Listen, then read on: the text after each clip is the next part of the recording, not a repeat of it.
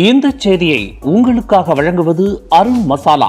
1983 ஆண்டிலிருந்து தரத்துடன் தன்மை மாறாத அறுசுவை சமையலுக்கான அருண் மசாலா.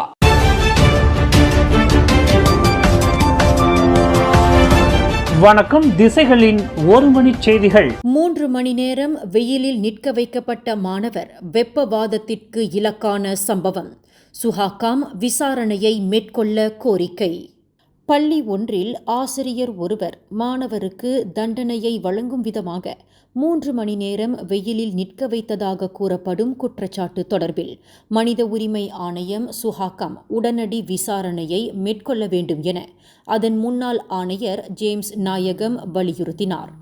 சம்பந்தப்பட்ட மாணவர் வெப்பவாத தாக்குதலுக்கு இலக்காகியுள்ளதால் பாதிக்கப்பட்ட குடும்பம் புகாரை அளிக்கின்ற வரையில் சுஹாகாம் காத்திருக்க வேண்டியதில்லை. சுயேட்சை விசாரணை ஆணையமான சுஹாகாம் தாமாகவே முன்வந்து அது குறித்த விசாரணையை மேற்கொள்ளலாம். சம்பந்தப்பட்ட விவகாரம் பொதுநலன் சார்ந்தது. மலேசியாவில் அச்சம்பவம் எவ்வாறு நிகழ்ந்தது என்பதை தெரிந்து கொள்ள பலர் விரும்புகின்றனர். இந்நேரம் சுஹாகாமில் தாம் இருந்திருந்தால் நிச்சயம் விசாரணை தொடங்கப்பட்டிருக்கும் என சிறார் நலன் ஆர்வலருமான ஜேம்ஸ் நாயகம் கூறினார். அதேவேளையில் விசாரணை முறையாக நடைபெறுவதை உறுதிப்படுத்த பாதிக்கப்பட்ட மாணவரின் பெற்றோர் சுஹாகாமிடம் அதிகாரப்பூர்வமாக அது குறித்து புகார் அளிக்க வேண்டும். போலீசின் விசாரணையுடன் ஒரு சேரா சுஹாகாமும் விசாரணையை மேற்கொள்ளும். அதில் கிடைக்கின்ற தகவல்கள் நீதிமன்றத்தில் தாக்கல் செய்வதற்கு பெரிதும் உதவும் என்றார் அவர்.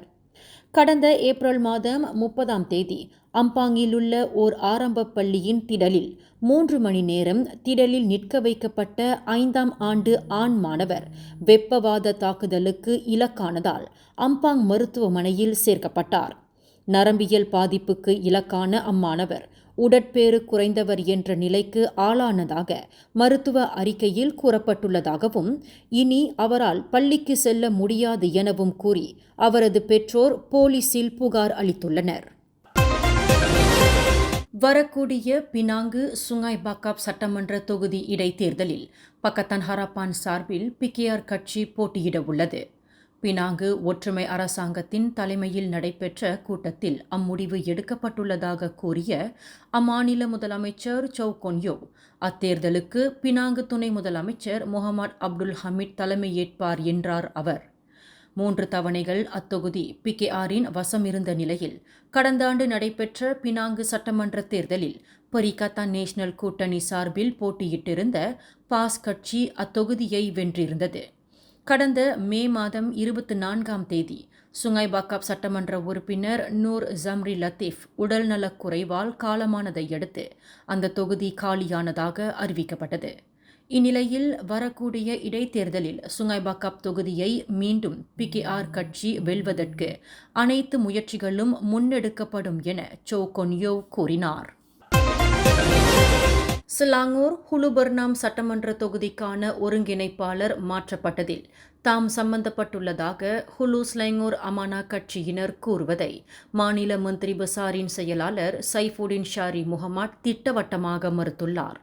மந்திரி பசார் டத்தோசரி அமீருடின் ஷாரி தலைமையிலான மாநில அரசாங்கத்தின் கூட்டமன்றத்தில் எடுக்கப்பட்ட முடிவின் அடிப்படையில் சிலாங்கூர் சட்டமன்ற அலுவலகம் அந்நடவடிக்கையை எடுத்துள்ளது. சம்பந்தப்பட்ட ஒருங்கிணைப்பாளரை தம்மால் மாற்ற முடிவது உண்மை என்றால் சிலாங்கூர் அரசாங்கத்தின் கூட்டமன்றத்திற்கு அதிகாரம் இல்லாதது போல் அர்த்தமாகிவிடும் என சைஃபுடின் ஷாஃபி கூறினார். ஹுலுபர்னாம் சட்டமன்ற தொகுதி ஒருங்கிணைப்பாளர் பதவியை வகித்து வந்த அமானா ஹுலு ஸ்லாங்கூர் தொகுதி துணைத் தலைவர் ரோஸ்லின் முகமது ஜின்னிடம் இருந்து அப்பொறுப்பு பறிக்கப்பட்டு அம்னோ ஹுலு ஸ்லாங்கூர் தலைவர் முகமது ஈசா அப்துல் காசிமிடம் வழங்கப்பட்டுள்ளது சர்ச்சையாகியுள்ளது.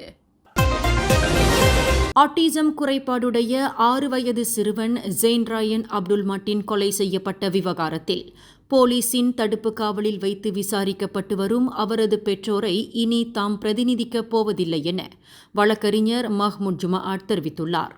தவிர்க்க முடியாத காரணத்தால் தாம் அம்முடிவை எடுத்துள்ளதாக கூறியுள்ள அவர் அம்முடிவை எடுத்ததற்கான காரணத்தை விவரிக்கவில்லை. சிறுவன் ஜெயின் ராயன் குறித்த மரண விசாரணை நடப்பிலுள்ள சட்ட நடைமுறையின் கீழ் சுமூகமாக நடைபெற வேண்டும். விசாரணை முறையாக நடைபெறுவதற்கு வழிவிடும் வகையில் அனைத்து தரப்பினர்களும் பல்வேறு ஆருடங்களை முன்வைப்பதை நிறுத்திக் கொள்ள வேண்டும் என மஹ்மூத் ஜுமாஅட் கேட்டுக்கொண்டார். கடந்த ஆண்டு டிசம்பர் மாதம் 5ஆம் தேதி ஸ்லாங்கூர் டாமன்சாரா டாமாயில் உள்ள அடுக்ககத்திற்கு அருகாமையில் இருந்த கால்வாயில் சிறுவன் ஜெயின் ராயன் சடலமாக மீட்கப்பட்ட நிலையில் அது குறித்து விசாரணையை நடத்தி வந்த போலீஸ் கடந்த வெள்ளிக்கிழமை அவரது பெற்றோரை விசாரணைக்காக கைது செய்தது. சரவாக் குச்சேங் கம்போங் ஹஜி பாக்கியில் உறவுக்கார தந்தையை கத்தரிக்கோலால் குத்தி கொலை செய்ததாக சந்தேகிக்கப்படும் 27 வயது ஆடவரை போலீஸ் கைது செய்துள்ளது. நேற்றிரவு நிகழ்ந்த அச்சம்பவத்தில் 55 வயது ஆடவர் சம்பவ இடத்திலேயே உயிரிழந்த நிலையில் இரவு மணி 8:30 வாக்கில் சம்பந்தப்பட்ட ஆடவரை சம்பவ இடத்திற்கு அருகாமையிலுள்ள பகுதியில் போலீஸ் கைது செய்தது.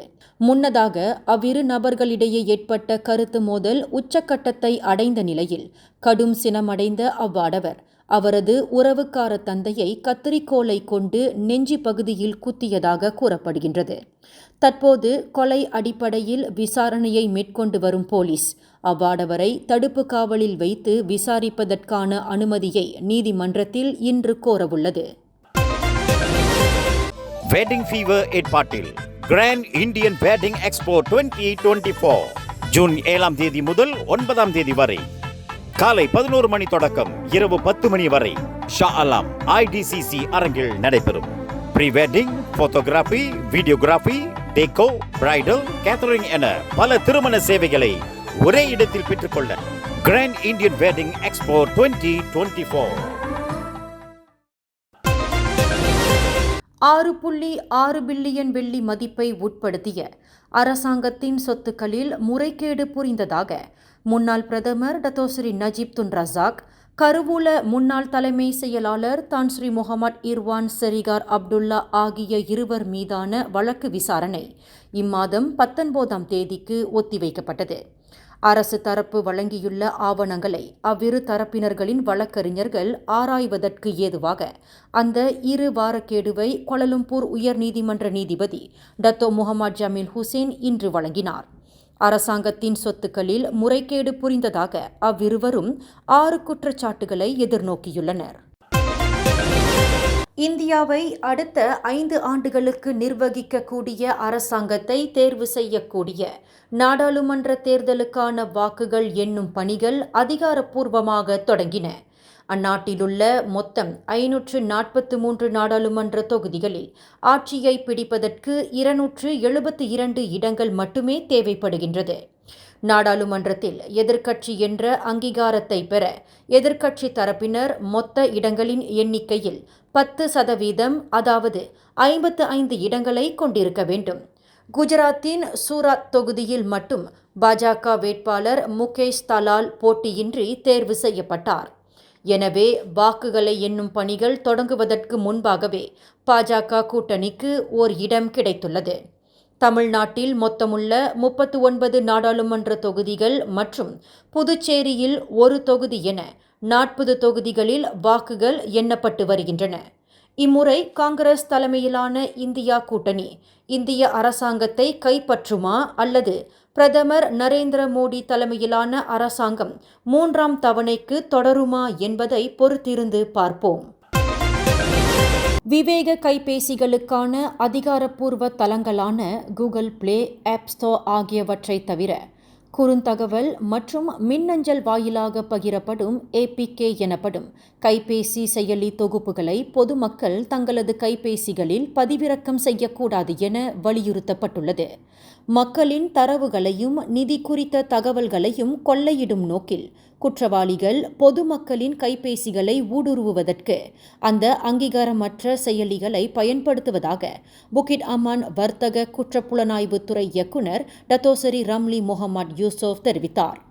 மக்களின் தரவுகளை கொள்ளையிட கடந்த 2023ஆம் ஆண்டு மத்தியிலிருந்து ஏமாற்று பேர் வழிகள், திருமண அழைப்பு போன்ற வடிவங்களில் அந்த செயலிகளை குறுந்தகவல் வாயிலாக அனுப்புகின்றனர். அதனை உண்மை என நம்பி பொதுமக்கள் தங்களது கைபேசிகளில் பதிவிறக்கம் அல்லது சொடுக்கும் போது அவர்களின் தரவுகள் கொள்ளைப் போவதாக ரம்லி முகமது யூசுப் கூறினார். இந்த செய்தியை உங்களுக்காக வழங்கியது அருண் மசாலா. 1983 ஆண்டிலிருந்து தரத்துடன் தன்மை மாறாத அறுசுவை சமையலுக்கு அருண் மசாலா.